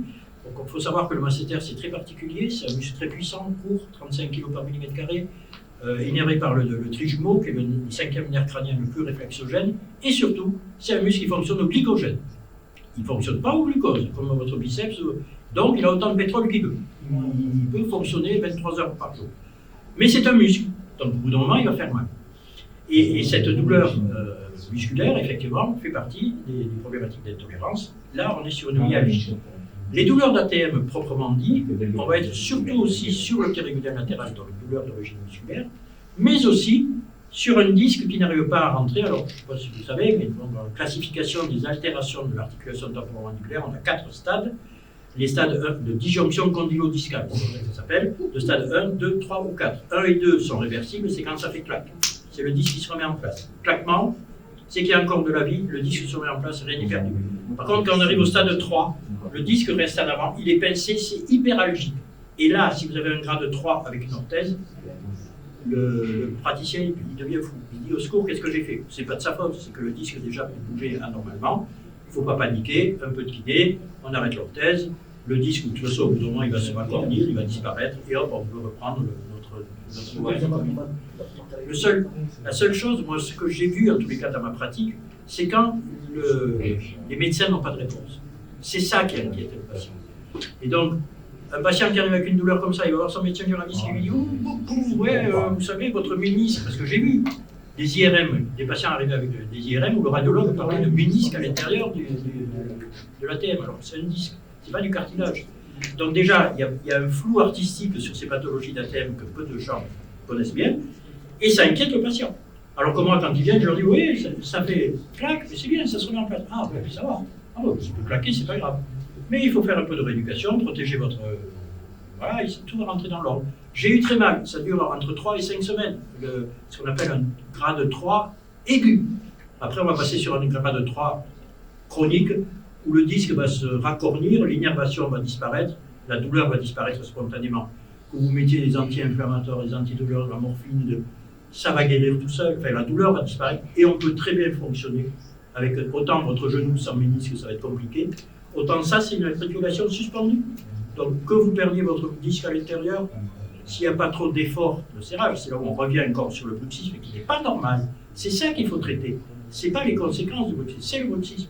Ben, on peut vivre très bien comme ça. Si je comprends bien, on peut garder son orthèse et perdre son ATM. Enfin, le disque, le disque de son tout à ATM. fait, tout à fait. Sans payer d'altération plus que ça dans la vie du patient. Dans votre bilan initial, quand vous suspectez déjà un bruxisme, Ils sont tous maximum. Après, c'est quel degré? Parce que la langue basse qu'on doit retrouver dans le trouble du sommeil, c'est une langue basse. Et une langue basse aussi, comme je vous le disais, qui n'est pas vers le palais, c'est tributaire, enfin, ça va créer un bruxisme. Donc vous ne conseillez pas de faire un peu de rééducation avant de la mise en place de l'OAM? Non, alors, en même temps? Si vraiment je vois que c'est une mauvaise limonade, comme on dit, je vais demander aux kinés, aux orthophonistes avec qui je travaille, de mon équipe, avec qui je travaille. Il y a Amélie qui va en parler, Amélie Robert va venir cet après-midi, elle a une conférence, un atelier là-dessus sur la rééducation dans le cadre du bruxisme. Bien évidemment que si j'ai un doute, je vais demander un bilan. Parce que de toute façon, avant de faire quoi que ce soit, il faut faire un bilan. Donc je demande le bilan, mais moi pendant ce temps, il faut bien le traiter ce patient. Donc je commence à faire la mise en œuvre. Il faut un mois à peu près pour recevoir par le laboratoire l'orthèse, et ça ne mange pas de peine déjà de faire les empreintes et tout ça. J'ai le résultat du bilan avec le nombre de séances qu'on va faire, et puis on accompagne le patient sur ce chemin, mais effectivement, on ne va pas tout arrêter, parce qu'il faut quand même partir du premier problème. Le principe, c'est que vous, les médecins du sommeil, nous demandez de traiter. Donc, on ne va pas commencer à dire, ah ben non, on va voir, on attend, tout ça. Non. Le but du jeu, c'est de traiter le patient avec une orthèse. Donc, il faut se donner les moyens. Et juste pour les gens qui ont plusieurs caries dentaires et tout ça, vous Ah, il faut faire les attendez soins avant. de faire les évidemment. soins et après vous faites les empreintes. Mais bien sûr, parce qu'avec la précision qu'on a avec les scanners 3D, si on modifie d'un dixième de millimètre un plombage ou quoi que ce soit, l'orthèse elle rentre plus. Non, cette question s'applique à la France, pas au Maroc, je suis désolé. En fait, en France, la prise en charge de l'OM est à partir de 15 apnées-heure. Et moi, il m'arrive de conseiller des orthèses à des personnes qui ont 11, 12, 13 apnées-heure. Est-ce que c'est... Non, mais je vais vous faire la réponse que je ne devrais pas. Ça dépend que de vous. Parce que qui va pouvoir contester que vous mettez votre patient à 15,3 d'événement ouvert, puisqu'en fait, hein, ça divise, on divise par le nombre d'heures de sommeil. Qui à la Sécu va parce que vous êtes convaincu en tant que médecin du sommeil que ce patient est somnolent, enfin, a un problème réel et que l'orthèse ou la PPC, peu importe, que de traiter son trouble va être positif pour lui. Vous êtes quand même médecin, c'est vous qui décidez. Alors évidemment, si vous faites une polysomno, en plus, même pas une PV, parce que vous savez que les polygraphies laboratoires est quand même sous-estime, on est d'accord. Ça dépend lesquels. Non, soyons clairs. Moi, je suis bête, hein, je l'ai dit au départ. Moi, j'ai les pieds dans la glaise, hein, faut pas me raconter de trucs. Tout ce qui m'a toujours intéressé, c'était les CES d'anat, de physio, de trucs comme ça pour comprendre. La différence entre la polysomno et la PV, c'est l'absence de capteurs cérébraux. On n'a pas les stades du sommeil. Or, le principe de l'IHA, de l'indice d'apnée-hypopnée, c'est de prendre le nombre d'heures de sommeil, enfin plutôt, excusez-moi, le nombre d'événements respiratoires divisé par le nombre d'heures de sommeil. Ils sont où, le nombre d'heures de sommeil dans la PV? Qui me le dit? Ouais. Je ne parle pas du Jawak, hein, Ouais, je parle du donc on a une PV. différence là-dessus, et aussi sur le numérateur. Il n'y a pas de Voilà. Voilà. Bah oui, mais bon, moi je préfère, si possible, bon, enfin, on s'en fout. Si la PV nous donne du 18, on va chipoter. La PV est très bien. Mais donc, pour répondre, si vous, en tant que médecin, vous êtes, qui peut vous le reprocher d'être avec un patient en enregistrement à 13, vous le passez à 15, 5 ou 16 pour qu'il soit pris en charge, vous rendez service à votre patient, vous coûtez un peu de sous à la Sécu, mais vous en coûterez beaucoup moins que s'il s'endort au volant ou s'il a un problème plus tard. Vous soulagez le patient. Il y a deux choses dans votre réponse. Déjà, si vous voulez, maintenant, les caisses entre 15 et 30, ils veulent systématiquement le compte-rendu, que ce soit la PG ou la PSG. Ouais. Et alors, Donc, vous croyez qu'ils les relisent? je pense, enfin, j'en sais rien. Non. Et d'autre part, moi, dans ma pratique, si j'ai 13 effectivement à la PG, je fais systématiquement une polysomnographie dans le but de... Voilà. Mais n'empêche que parfois, la personne ne veut pas venir une nuit avec mon enregistrement, Vous ne etc. faites pas à domicile. Hein? Oui, Vous des faites- fois, il le fait à domicile. Ambulatoire. Donc, je fais soit une PG en ambulatoire, soit une PG dans mon laboratoire à Ah oui, l'hôpital. d'accord. La PSG, vous faites à l'heure. Bah, oui. Bah, j'essaye d'appliquer le gold standard. Oui, non, mais j'entends bien, c'est sûr. Comme vous. Donc, s'il reste avec sa PG à domicile et qu'il a, mettons, 14,2, moi je dis, je propose quand même l'OAM, même au remboursement. Après, si la caisse me dit non, ben non. Ah oui, et vous dites 14... Ah oui, mais la caisse va vous dire non. Normalement, elle va vous dire non. Maintenant, moi, j'ai fait... Bon, il y a Dr Flavec, il est là, avec qui je travaille beaucoup depuis des années. Et c'est vrai que cliniquement, quand il est persuadé qu'il y a un trouble du sommeil, et même si l'indice n'est pas... alors évidemment, si c'est du 6, on n'y suit pas la même chose. Mais ce que vous précisez du 14,2, là, allez, un petit coup, c'est Monsieur Plus, vous savez, la publicité, toc, il y a un peu plus de noisettes dans le chocolat, et on passe et on rend service aux patients, parce que notre but du jeu, c'est pas de non plus respecter la Sécu, c'est aussi de soigner nos patients. Et à ce stade-là, je pense que vous ne serez pas en faute, si vraiment, en plus vous êtes médecin du sommeil, donc, si vous êtes persuadé que votre patient, vous allez lui faire du bien, je ne pense pas que ce soit être malhonnête vis-à-vis de la société que de lui faire rembourser son orthèse ou sa PPC, sa prise en charge de son trouble du sommeil, parce que vous avez rajouté 0,8 sur son indice d'apnée-hypopnée. Parce que vous savez qu'actuellement, il y a même des labos avec analyse automatique, machin, ou à l'hôpital où il y a des internes qui font. Alors, si on ne les relie pas derrière eux, ben, il y a des gens qui ne sont pas soignés. Alors que si on le fait relire par un peu plus expert, un peu plus qui va vraiment comptabiliser, en 14,2 va se transformer en 16,8 ou 17. Eh oui, mais le patient en 14,2 il n'est pas soigné parce qu'il n'a pas les sous. Enfin, il n'a pas les sous. Il ne veut pas mettre de sous là-dedans parce que des sous, il peut acheter un iPhone 18, je ne sais pas combien on est à iPhone, mais il ne voudra pas payer son orthèse. Ça, c'est le système français, on est remboursé, donc si on n'est pas remboursé, on ne le fait pas. C'est une autre question. J'ai une dernière question. Oui, parce que maintenant, je ne sais pas si on Quand on a Ah, j'ai pas mangé à midi. quand on a un index à 50, Ouais, à l'inverse, ouais. et on dit qu'on met une OM, en général, on ne fait que parfois baisser l'index. On n'arrive pas à normaliser l'index. Qu'est-ce que vous en pensez? Ben après, c'est les comorbidités. Si vous avez un patient à 50 qui a fait déjà 2 infarcts avec une menace d'AVC, commencer à essayer de jouer avec une orthèse, je trouve ça pas sérieux au niveau médical. Maintenant, si ce patient est bien contrôlé au niveau cardiovasculaire, et, on peut tenter le coup, on peut regarder effectivement faire une orthèse, mais après avoir fait un bilan comme ça, c'est vraiment voir sa cinétique mandibulaire, est-ce qu'on peut aller dans des chiffres qui vont être efficaces? Et puis s'il est à 52 et qu'on le tombe à 17, plus de risque cardiovasculaire, il aura quand même un sommeil de meilleure qualité. C'est à discuter avec le patient. Ma question c'était, est-ce que c'est une légende ou est-ce que dans votre pratique, le fait qu'on n'arrive pas à corriger un index, est-ce que... 50, je sais pas, j'en ai eu du 37, du 38, j'en ai eu. Oui, mettons à 38, pour vous, on arrive carrément à normaliser. Mais normaliser, ça veut dire quoi? C'est là où je suis Attendez, en dessous de Moi, je veux que mon patient il soit bien. Il est plus de risque cardiovasculaire et en plus il dort mieux. Et il me dit plus tard, quand j'oublie, je suis parti en week-end, j'ai oublié mon orthèse, qu'est-ce que j'ai passé de mauvaises nuits? Après qu'il soit à 17, il suffit qu'il soit plus à 30 au-dessus du bas. On sait, moi j'ai vu les études de cardio, hein, où vous avez indice et risque cardiovasculaire d'AVC, au-dessus de 30, ça monte en flèche, ok. Mais s'il est à 32 et que je le descends à 14 ou même 15, qu'il se sent bien, il n'a plus de risque cardiovasculaire avéré et il est mieux. Quoi qu'il en soit, tu améliores son risque cardiovasculaire. Bien sûr, Parce que bien sûr. faire des hypoxies la nuit et ne pas en Bien faire, sûr. c'est L'effort, ça fait la pas force les- d'éjection ventriculaire, et quand ça reprend après une apnée, tu vois la horte qui fait je gaou, waouh, waouh, waouh. Et si déjà tu as plus ça. Ma question est dans le sens de dire, est-ce qu'il ne faut pas mieux mettre, quand on est à 38, d'emblée une PPC? C'était ça. Mais si, bien sûr que si. Mais il faut que le patient. Mais moi, j'ai toujours dit que je ne vais pas marcher sur la plateforme. Je vous ai dit, une fois au JPRS, parce que j'ai beaucoup communiqué pendant très longtemps au JPRS, quand j'avais fait il y a très longtemps sur l'orthèse, j'ai dit, je ne sais pas ce que je viens foutre ici, parce que vous avez une maladie de Saos, un traitement, la PPC qui marche dans 100% des cas. Qu'est-ce que je peux vous amener avec l'orthèse? C'est pas intéressant. Et après, j'ai développé le pourquoi, ce que j'ai dit sur les couples, voilà, sur la place qu'allait prendre l'orthèse dans les années futures, et ça s'est avéré, puisque c'était même pas remboursable à l'époque ni rien. Parce que je pense que ça apportait un plus dans la thérapeutique du patient. Voilà, c'était ça. Et qui était méconnu du médecin du sommeil. Donc j'ai essayé de faire une liaison là-dessus. C'est tout. Mais après, je ne conteste pas que la PPC soit le meilleur traitement. Oui, mais d'un point de vue plus large, la PCC coûte très très cher à la sécurité sociale, là où une orthèse est nettement plus gérable. Ah, mais c'est du bon fait pas dire. C'est évident. Que le coût au niveau de la sécurité sociale n'est pas le même. Une toute petite précision sur cette notion d'IH. Nicole Mélier, enfin toute l'équipe du CPR. Je vois que monsieur est très friand des publications.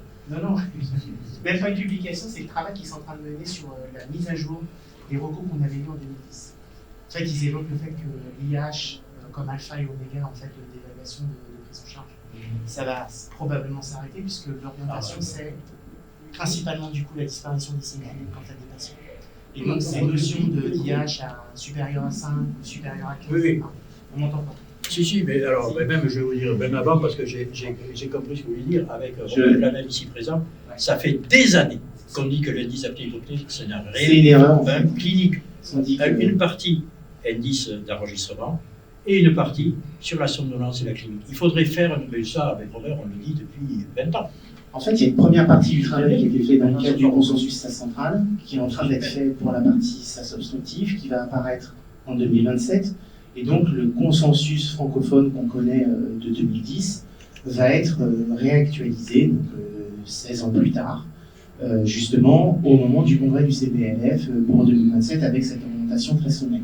Le retour et l'annonce qui a été faite sur le volet diagnostic, c'est que l'IAH ne peut plus être l'alpha et l'oméga, et donc je ne peux que vous inviter, vous médecins, à faire une chose, c'est à penser plutôt sur le volet patient que vous soignez, et notamment quels sont les troubles que vous soignez, quels sont les symptômes que vous allez régler, plus que l'IH, puisque de plus en plus, et ce qui a été dit donc par Nicole Mélier, c'est l'équipe évoque cette notion de population et d'âge, sur le fait que vous avez des gens plus âgés qui vont avoir des index d'apnée qui sont déjà de base plus importants, donc ils pensent même changer carrément le postulat de base qui est léger entre 5 et 15, modéré entre 15 et 30, enfin 29 et supérieur à 30, sévère. Et moi, je suis d'accord avec ça, sur le fait Mais tout que à fait. l'IAH, c'est une chose, la notion de désordre respiratoire dans son évaluation plus complète est déjà beaucoup plus pertinente.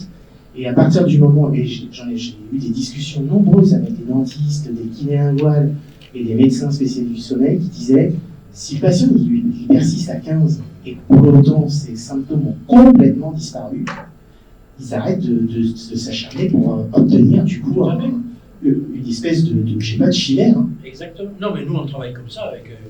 Et c'est un peu la réponse que je vous ai fait aussi par rapport à l'indice.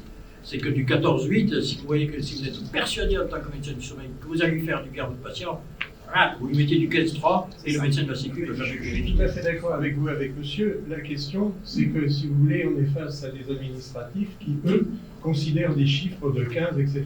Oui. Et à mon avis, même quand il y aura eu une révision du consensus scientifique, il y aura encore un temps de latence pour que la sécurité sociale suive. Oui, Parce que oui, il y a pour ça, le c'est pour traitement, ça. pardon, pour le traitement, il y a quand même une notion, c'est que beaucoup de gens le font dans la mesure où il est remboursé. Encore une fois, ça ne s'applique qu'en France, mais je pense qu'il y aura un temps de latence d'inertie entre la révision des critères médicaux et la révision des critères de remboursement par la sécurité sociale. Mais je suis, sur le plan médical, évidemment, tout à fait d'accord avec vous et avec monsieur. Et la recommandation que moi je peux vous faire, et parce qu'on le voit du coup dans la partie formation, et notamment les communications qu'il peut y avoir entre les animateurs et les médecins, c'est la Sécu ne viendra jamais aller contrôler ce que vous avez fait en termes de travail de diagnostic. Donc, si vous avez un patient pour lequel les symptômes et la clinique sont évocatrices, que vous n'avez pas la possibilité d'accéder du coup à une PLG parce qu'il vous faut 8 mois et que vous avez un risque cardiovasculaire pour votre patient, ou même un risque de somnolence, entre guillemets, qui peut être important au regard du risque d'accident pour votre patient, cette notion d'aller corriger pour aller justifier la prise en charge de votre patient, aucun médecin de la Sécu du coup va aller venir vous voir et vous titiller avec ce genre de choses parce que normalement, déjà ils n'ont pas les compétences pour aller. C'est ça, c'est que je voulais dire. Il faut déjà Ils qu'ils vont juste sachent regarder lire le le sommeil. rapport.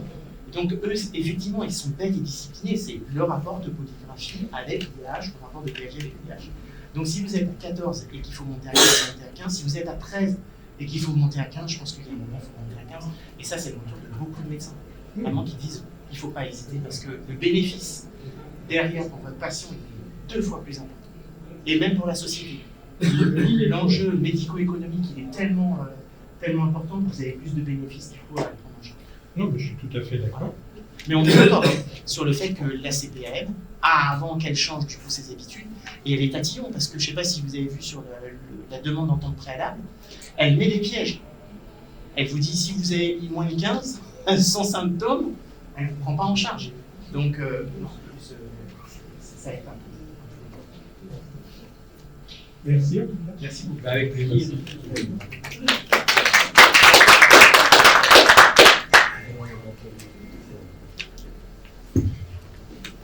Merci.